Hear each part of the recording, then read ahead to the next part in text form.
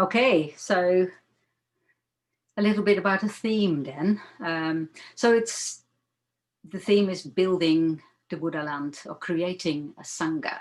And I'll start with that quote that was in the publication for this retreat. So it's a quote by Sangha. So I'll just read it.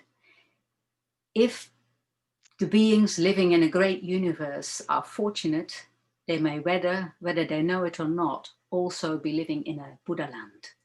A Buddha land is the sphere of influence of one particular Buddha, one supremely, perfectly enlightened being who is responsible for the welfare of all beings in all the world systems within that great universe. A Buddha land is also known as a Buddha field. A field is, of course, something in which seeds are planted and grow. So the suggestion is that living beings, the inhabitants of that Buddha field, are like plants to be cultivated, and that the Buddha is, so to speak, a great cosmic gardener. Yeah, I'll read some of it later again. But yeah, this is this idea here of a Buddha field, and that is something, you know, quite known within Buddhism. It's the sphere of influence of a particular, of the Buddha. So we are, you could say, we are these days still living under the influence of Shakyamuni Buddha, you know, the historical, we call him the historical Buddha. Yeah, Gautama Shakyamuni Buddha. And this quote is from a book by Sangha called The Inconceivable Emancipation. And that's based on a series of talks that he gave on a very famous Mahayana Buddhist scripture. It's called the Vimalakirti-Nidesa. So I know that some of the Mitras here will have studied the Vimalakirti-Nidesa, you know, in the Mitra study. So that's a very ancient text. It's a beautiful text, actually. And it's said that it originates in the time, actually, when the Buddha was alive. So that is like the 6th or the 5th century before Christian era. So that's a long time ago. So the Buddha lived like 2,500 years ago. So it's an old text, but not very much is known by the origination. And in that text, these 4, what are called Samgrahavastus, are mentioned. They're mentioned about 3 times in the text. And the Samgrahavastus is what we base this weekend around. They are aspects of building Sangha. Actually, parts of, they are aspects of our practice to create Sangha. So those 4 Samgrahavastus are generosity, loving speech, beneficial activity, and exemplification.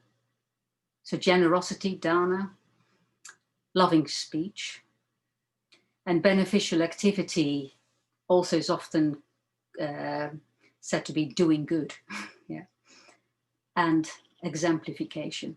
So tomorrow morning we'll hear 4 short talks on these by Jyotita, by Paraga, by Aryavachin and Kshantika. So that's in the morning session. And another translation of the Samgrahavastus, or a translation of it, is means of unification. And I think that is really beautiful. The means of unification. You know, that means those 4 practice areas, if we practice those, we are bringing together, we are unifying people rather than separating and polarizing, including ourselves. Yeah, we're also unifying ourselves in a way, you could say, aspects of ourselves when we bring these 4 areas into practice. Yeah, means of unification. So that's what we're doing when we're building Sangha. Yeah.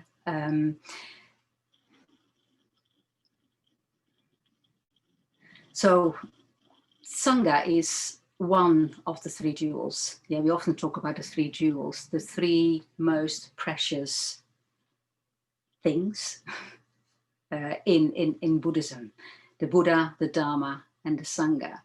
So the Sangha, as one of the three jewels, it is a practice. You know, it really is a practice. Creating Sangha, building a Sangha is a practice for all of us involved with the Buddhist Center. And this is for our own benefit and of benefit to all in the Sangha. And when we are doing that, when we are supporting each other in that way, we're also creating a sphere, a circle of influence for the wider world. Yeah, we're creating a sphere or an influence for the rest of Nottingham and beyond. It's well, like you say, we are still influenced by the Buddha, yeah. But in a way, we can also think of our Nottingham Buddhist Center, which is in a way Sangha, our Sangha, bringing something into the world that is very, very special. So when we engage in building Sangha in that way, I really believe strongly, I feel it, that we sort of radiate that out. I even like to imagine that people who walk past the Buddhist Center, you know, when we're there, and also that they get a sense of an attraction, yeah, that they feel that something's building up there that radiates out of, beams out of the windows, out of the building, yeah. But each of us individually, you know, when we practice, we just have an effect onto the world around us. An act of kindness goes a long way. We know that, yeah? When we learn to not polarize, to not add fuel to hatred, to recognize underlying views and motivations that we have to our actions, to not relate to others on the basis of superficial likes and dislikes. So when we practice together in this way, we are contributing to helping each other to go deeper, and we will strengthen that sphere of influence. We will contribute to creating a better world. So we create a field of influence, a beautiful garden in which beings can grow into their full potential. A garden which attracts other people and plants seeds in the wider world. Yeah, so that goes back to that quote of Samgrahavastus, where he goes into those four Samgrahavastus in his commentary on the Vimalakirtinidesa. Yeah, that's in a way a Buddha field is something in which seeds are planted and grow. So the suggestion is that living beings, the inhabitants of that field, are like plants to be cultivated. And the Buddha is, so to speak, a great cosmic gardener. It's a lovely image, isn't it? I think. And so we could see us as a collective also as creating that garden, yeah, collectively. And just imagine, well, at the moment, isn't it, in their voices that would love Broadmarsh to become a wonderful green space, you know, and often imagine that space to be there and how many people would just enjoy that, wandering about that green space, you know, when they enter into Nottingham, or when they come from the city centre a bit out towards the station, you know, just to green spaces, gardens, wonderful. And yeah, as a symbol, that is what we are creating together, a place that is wonderful to dwell in.